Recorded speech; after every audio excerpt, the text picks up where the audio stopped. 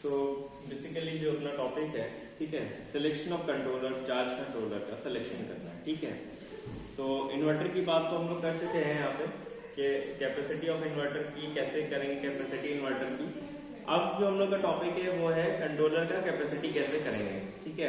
तो charge controller जो is selected as per the requirement input and output voltage and current of the battery, load and battery, ठीक है।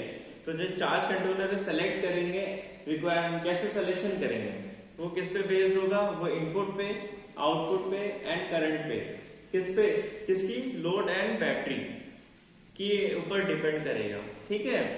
It should be able to handle the current and voltage that are like to be following in the system, ठीक है। सबसे पहले energy देखेंगे हम, कितनी energy की जरूरत है, वॉट आवर एनर्जी, समझ रहे हैं ना, वॉट और आर मतलब कितने वॉट कितने घंटे के लिए हमें चलाना है, फर्स्ट ऑफ ऑल, ठीक। उसके बाद टोटल कितनी कैपेसिटी है, वॉट, और वोल्टेज कितने वोल्टेज का है और कितनी करंट चाहिए। तो ये सारे पैरामीटर्स हम देखेंगे चार्ज कंट्रोलर के लिए। First of all watt are energy, watt, voltage और करंट, ठीक है। इतनी चीजें हमें कम से कम चाहिए, ठीक है। क्लियर है, इसमें कोई डाउट है कि वॉट आर क्या होगा, मतलब जो हमारे पास एनर्जी है, कितनी एनर्जी की रिक्वायरमेंट है, ठीक है, वो 565 मतलब 500 550 वॉट हमें चलाना है। वोल्टेज कितना होना चाहिए, 12 वोल्ट, है ना, और करंट इतनी हमें कम से कम इतनी हमें करंट से वो चार्ज होगा तो हमें इतना पावर मिलेगा। तो हमें ये चीज कैलकुलेट करना पड़ेगा, ठीक। कैसे कैलकुलेट करेंगे, चार्ज कंट्रोलर के पैरामीटर्स क्या क्या है, ठीक है, मैंने ऑलरेडी आपको बता दिया है। To pass the maximum current and charge controller must have sufficient ampere capacity, मतलब चार्ज कंट्रोलर को उसकी जो है सफिशिएंट एम्पियर कैपेसिटी होनी चाहिए उसके पास। इट इज कंट्रोल या calculated by splitting panel peak watt rate at 12 volt, ठीक है।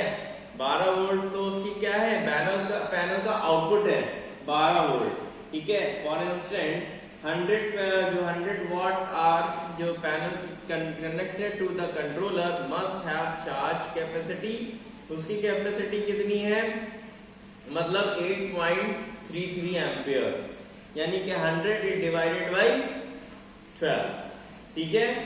100 क्या था हमारा, पैनल का कनेक्टेड जो कंट्रोलर, पैनल जो कनेक्टेड है कंट्रोलर से वो है, ठीक है। क्या है, इतने वॉट का मतलब 100 वॉट का पैनल हमारे पास लगा है सपोज, तो उसकी जो चार्जिंग कैपेसिटी होगी, वॉट आर है ना, 100 वॉट आर, तो उसकी चार्जिंग कैपेसिटी है मतलब 100/12 मतलब उसका आउटपुट वोल्टेज है, ठीक है। You can find out current कैसे, P से निकालते हैं हम लोग ना, P/VI, तो VI के थ्रू आप इसको निकाल सकते हैं। मेजॉरिटी ऑफ द अप्लायंसेस की majority require more ampere in order to start rather than keep running, मतलब क्या है कि हमें क्या करना है, मतलब मोर एम्पियर इन जो ऑर्डर टू, ठीक है। फॉर इंस्टेंट जैसे किसी इंस्टेंट में electrical motor require the tries the motor of the current, मतलब फॉर रनिंग, भाई आप समझ रहे हैं कि अगर मोटर को हमें चलाना है तो उसके लिए करंट कैपेसिटी बहुत ज्यादा चाहिए, ठीक है। Hence, discharge controller should be sufficient ampere capacity that able to pass maximum current load, मतलब है ना, exclusive of extra current fall from the starting, मतलब कंट्रोलर की इतनी कैपेसिटी होनी चाहिए कि वो एक मोटर को चला सके, उतना करंट बेयर कर सके, उतना करंट को वो टेक ओवर कर सके, ठीक है। तो ये सारी चीजें हमें क्या करना है, फाइंड करना है, मतलब इसको ध्यान में रखना है, ठीक है। कंट्रोलर का सिलेक्शन कैसे करेंगे, डिपेंड करता है कि हमें उससे कितनी करंट को एम्पियर, मतलब कितनी करंट एम्पियर को उससे फाइंड आउट करना, मतलब उससे रन कराना है या उस लोड पे देना है या उसको अप्लाई करना उसके ऊपर, ठीक है। अब बैटरी साइजिंग यहाँ तक क्लियर हो गया। कंट्रोलर का चार्ज, तो कंट्रोलर में हमें क्या क्या चीजों का ध्यान रखना है कि उसकी वॉट आवर मतलब एनर्जी, कितनी एनर्जी की रिक्वायरमेंट है हमें, ठीक है। वॉटेज, कितने वॉट हमें मतलब लोड की जरूरत है हमें, कितने वोल्टेज पे चलाना है, 12 वोल्ट पे चलाना है, ठीक है। 12 वोल्ट से चार्जिंग करना है, 12 वोल्ट की बैटरी लगी हमारे पास है, और एम्पियर करंट कितना रिक्वायरमेंट होना चाहिए। तो you can find out these parameters with the help of formula.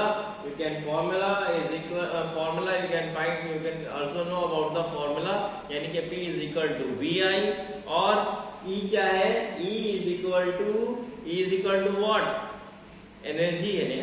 Energy हम कैसे निकालते हैं, वॉट इनटू टाइम, मतलब कितने ड्यूरेशन के लिए हमें उसको चलाना है, ठीक है।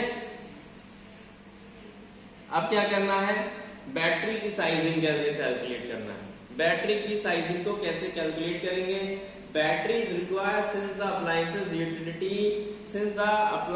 जो utility electricity to the wide range of the time and the different rate. Batteries require for appliances, आप समझ रहे ना, बैटरी क्यों रिक्वायर है, appliance since the appliance utility electricity at a wide range of time, है ना, हमें कितने टाइम तक के किसी भी अप्लायंस को चला सकते हैं, ये डिपेंड करता है किसके ऊपर, बैटरी के ऊपर। And the different rate as compare to the output produced by the panel, and different rate पे चलाते हैं compare to the output produce, ठीक है।